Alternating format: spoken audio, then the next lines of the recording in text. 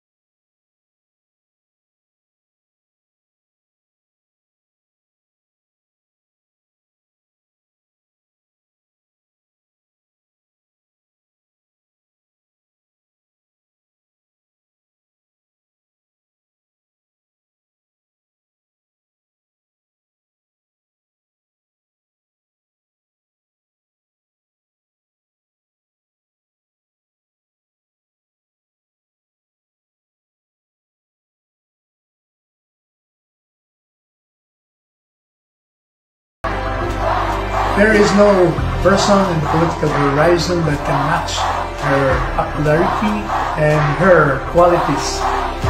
Kakaisa ay sinisimula na po ng ating mga kababayan, partikular po ang mga kabataan.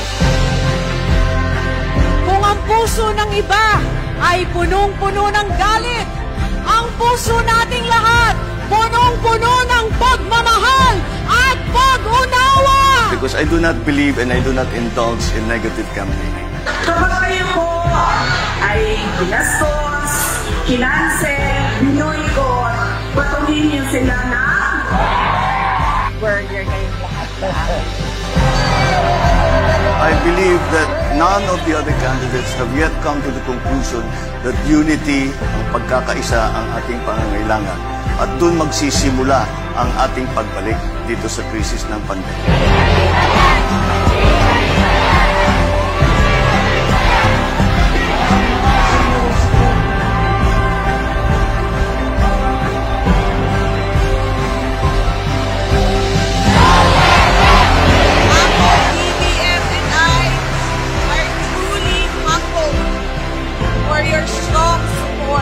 Ipagkaisa po natin ang buong Pilipinas, pagandahin po natin ang ating minamahal na bansang Pilipinas. Sama-sama po tayong babangon muli. Yung tulong nyo, sapat na yun. Yung boto nyo, sapat na yun. Ito, pinaghirapan nyo to. Pinaghirapan nyo to eh. Namin to yung mahal ko namin.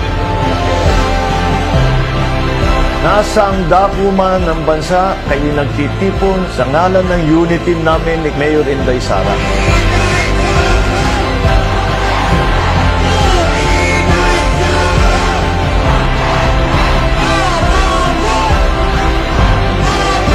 Mahalin po natin ang Pilipinas! Mabuhay ang Pilipinas! Tayo ay haharap sa buong mundo at sasabihin muli natin at isisigaw natin sa kanilang lahat, ako ay Pilipino, taas noo kahit kanino. Mga minamahal kong kababayan, sama-sama tayong babangon muli. Maraming salamat po! Mabuhay ang Pilipinas!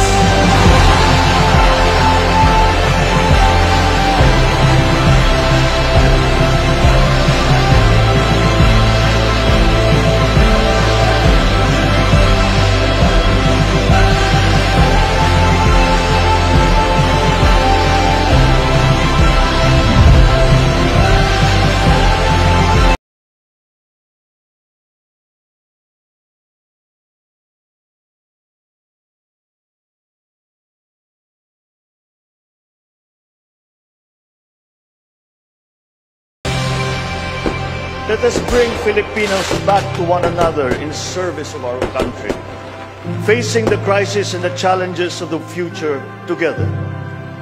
Join me in this noblest of causes and we will succeed. Sama-sama tayong babangon muli.